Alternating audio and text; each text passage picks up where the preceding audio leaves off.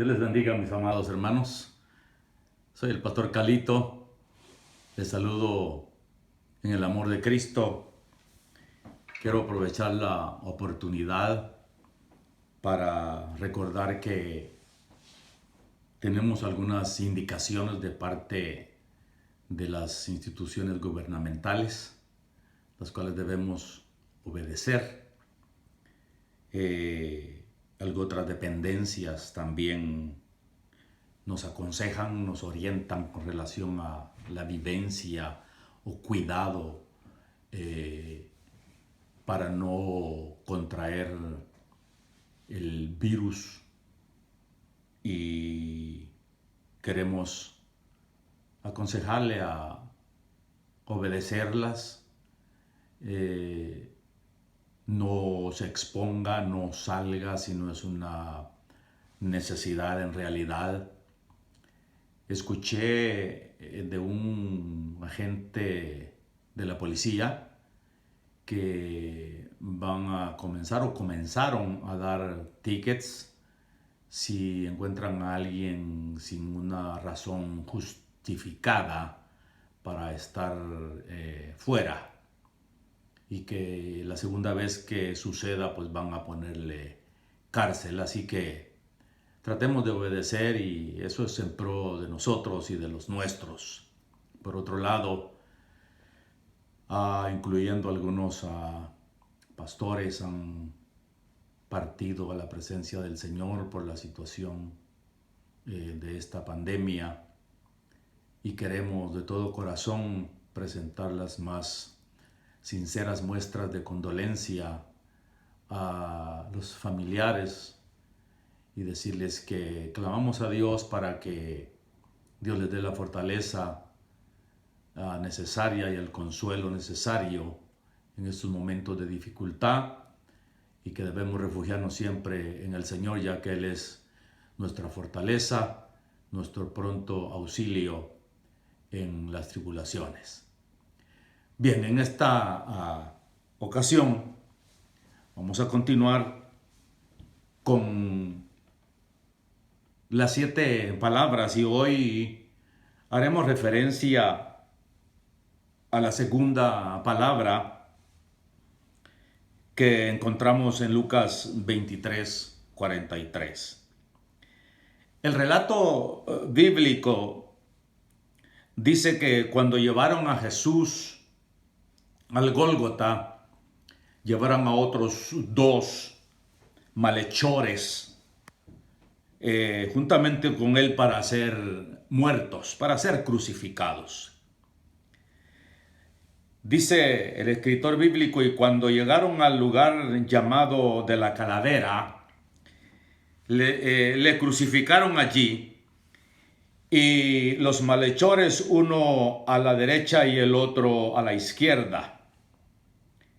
Uno de los delincuentes, de los malhechores, insultaba, injuriaba a Jesús, de acuerdo a lo que dice el texto bíblico, pero el otro reconoció lo que estaba sufriendo era lo justo por sus hechos, por sus acciones, y recalcó que el Señor no había cometido ningún mal, que injustamente el Señor estaba siendo crucificado.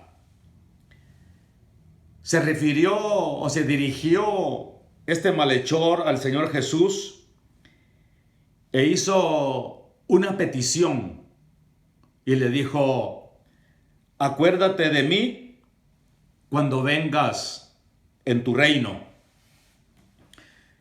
Ese fue el momento en cuando Jesucristo expresó la segunda palabra, una palabra de salvación. De cierto te digo que hoy estarás conmigo en el paraíso.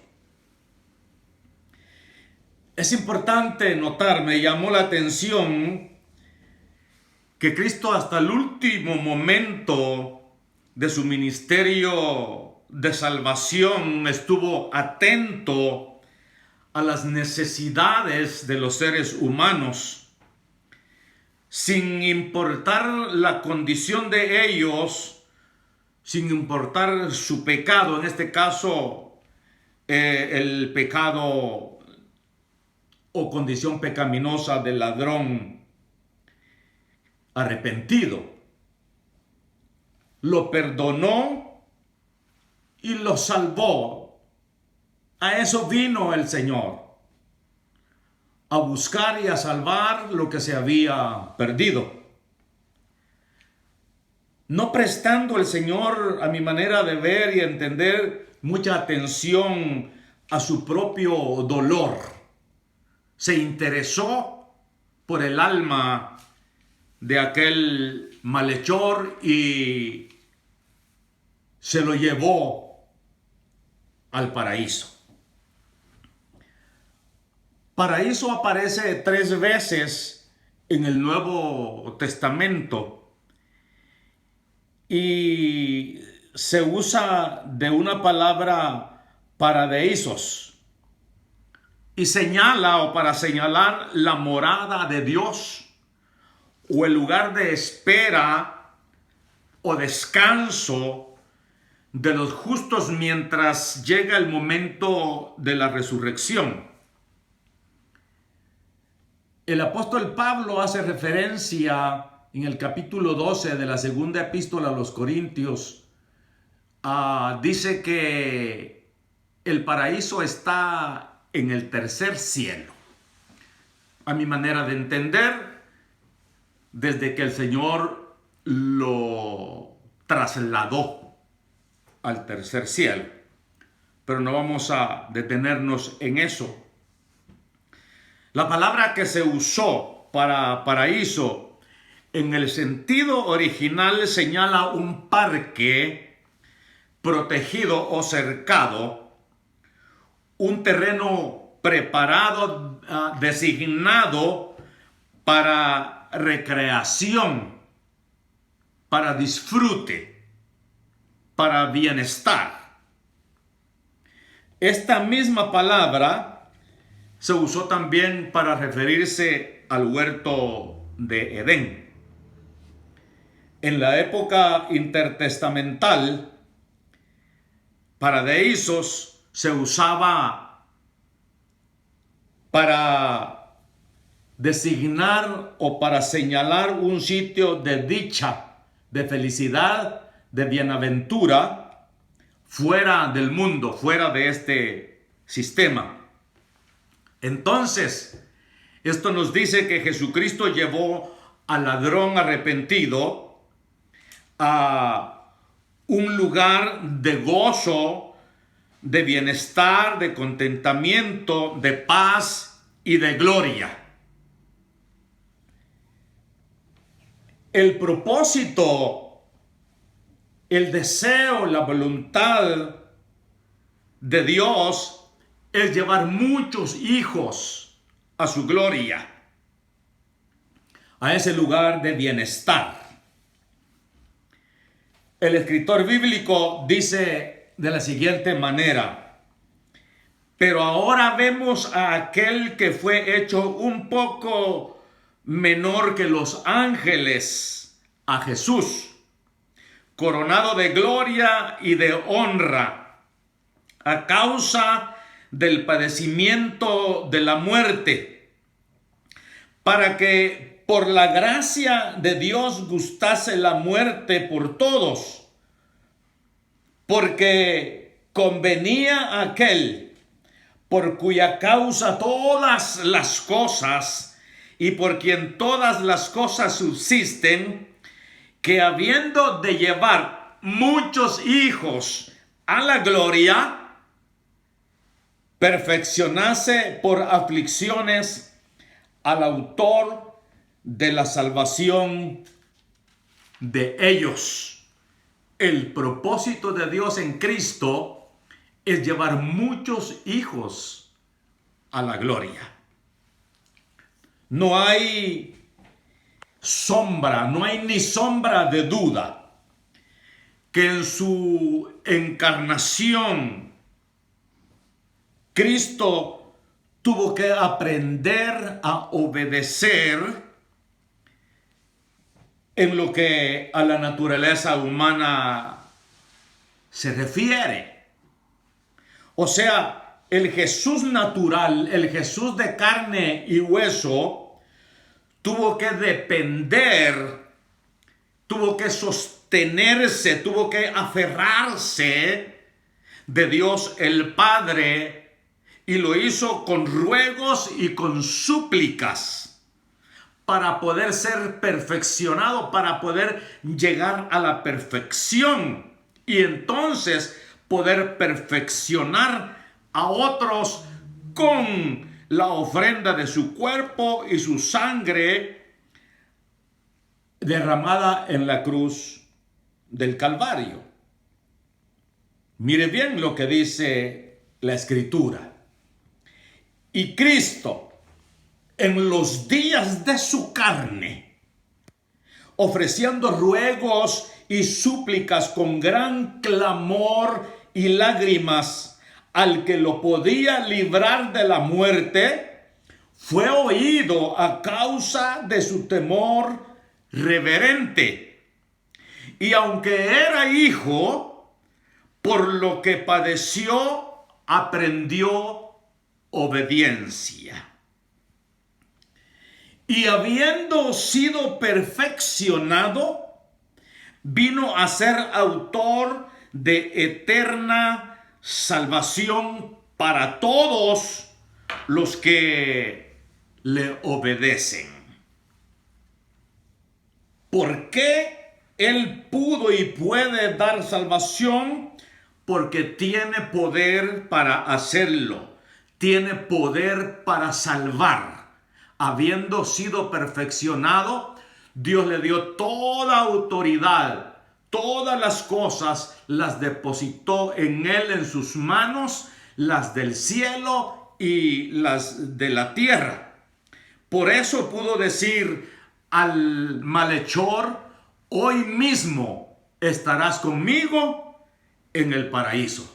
Significa que si no hubiese llenado requisitos con relación a Cristo, no hubiese podido ser el sacrificio perfecto, ni hubiese podido perfeccionar a nadie. Por tal razón, solo Cristo salva.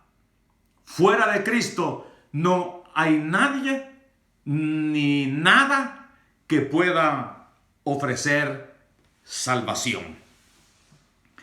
Cuando el pueblo de Israel subía a la tierra prometida, hubo un tiempo, una etapa en que tuvieron que sufrir las serpientes ardientes. Y el que era mordido por la serpiente, por una serpiente, moría. Pero Dios le dijo a Moisés que levantara una serpiente de bronce, porque el pueblo fallecía, el pueblo se moría. Y solo había una opción, una manera de escapar de la mordida de las serpientes ardientes. Era fijando la vista, mirando hacia la serpiente que se había levantado en el desierto para no perecer. Es exactamente lo mismo hoy en día. No hay otra manera, no hay otra opción, no hay otro medio para ser salvos, solamente levantando la mirada a la cruz del Calvario y yendo al Gólgota para ver a Cristo. Esto significa aceptar a Cristo. Cristo fue enviado por Dios, levantado como única esperanza para nosotros, como único medio de salvación para nuestras almas. El apóstol Juan escribe con relación a esto: y como Moisés levantó la serpiente en el desierto, así es necesario que el Hijo del Hombre sea levantado. ¿Para qué? Para que todo aquel que en él cree no se pierda, mas tenga vida eterna. Como en el desierto, otra vez, el que no logró ver la serpiente de bronce murió irremisiblemente. El que no acepte a Cristo, el único medio que Dios ha dejado, tendrá que morir irremisiblemente y eternamente. Solo hay una opción: se llama Cristo, el Hijo del Dios viviente. Cristo fue enviado por el Padre a efectuar, a llevar a cabo una obra grande y maravillosa. Y parte de ello y sus condiciones era que él tenía que morir voluntariamente. Tenía que entregar su vida. Jesucristo dijo: por eso el Padre me ama. O por eso me ama el Padre, porque yo pongo mi vida para volverla a tomar. Nadie me la quita, sino que yo de mí mismo voluntariamente la pongo. Tengo poder para ponerla y tengo poder para volverla a tomar. Esto significa: tengo el poder para dejarme quitar la vida, pero tengo el poder para resucitar, para levantarme de la tumba. Lo cual usted y yo sabemos que eso fue así. Cristo estuvo dispuesto a humillarse, haciéndose humano. Fue una humillación para él. Y vaciarse de toda su gloria, para poder proveer entonces salvación para todos, muriendo en la cruz del Calvario. El apóstol Pablo a los Filipenses, el capítulo 2, escribe el verso 6: el cual, Cristo, siendo en forma de Dios, no estimó el ser igual a Dios como cosa a que aferrarse, sino que se despojó a sí mismo, tomando forma de siervo, hecho semejante a los hombres. Y estando en la condición de hombre, se humilló a sí mismo, haciéndose obediente hasta la muerte y muerte de cruz. La crucifixión en tiempo de Jesucristo era la forma de castigo más cruel, denigrante, dolorosa y vergonzosa. Pero Cristo estuvo dispuesto a pagar por nosotros en esa cruz. El justo murió por los injustos. El que no cometió pecado, el que no infringió la ley, el que no quebrantó los mandamientos, el que no ofendió a Dios, murió por nosotros los pecadores, porque nos amó. Con amor eterno te he amado, por tanto te multipliqué, te prolongué, te extendí mi misericordia. Nuevas son cada mañana sus misericordias, dice el profeta. Por tal razón no hemos sido consumidos. El apóstol Pablo a los romanos dice: ciertamente apenas morirá alguno por un justo. Con todo, posiblemente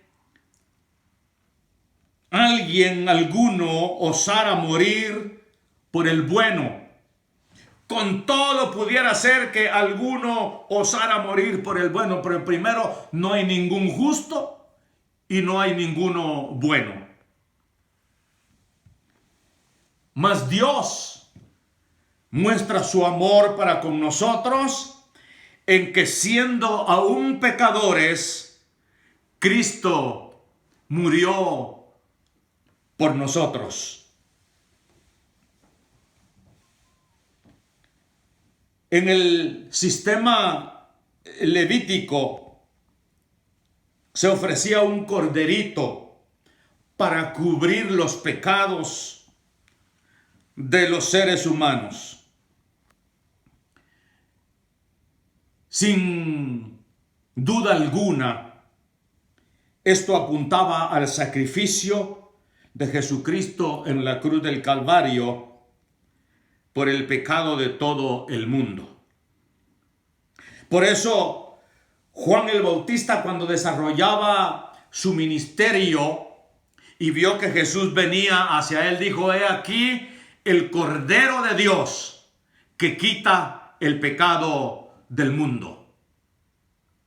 En el sistema levítico, cada persona tendría que sacrificar un animalito. El alcance del sacrificio perfecto de Jesucristo es tan grande y poderoso. El escritor bíblico dice que con una sola ofrenda, con un solo sacrificio, hizo perfectos a los santificados. Ya no hay necesidad de sacrificio de animalitos. Ya no hay necesidad de ofrendas por la salvación. Ya no hay necesidad de hacer penitencias. Ya el precio está pagado, querido amigo. Lo único que tienes que hacer es recibirlo. Es un don de gracia dado por Dios en Jesucristo. En su primera epístola, el apóstol Juan dice: Él es la propiciación, el sacrificio por nuestros pecados, y no solamente por los nuestros, sino también por los de todo el mundo. Ese es el alcance del poder de la sangre de Cristo para limpiar el pecado de todo aquel que se arrepienta y le acepta y le reciba como su único y suficiente Salvador. Ahora, la misma disposición que tuvo Jesucristo para salvar durante su ministerio, antes de subir a la cruz, fue la misma disposición que tuvo para salvar al ladrón que se arrepintió y creyó en él. Y hoy día Jesucristo está dispuesto para seguir salvando a todos los que reconozcan que Él es el Rey de Reyes y Señor de señores.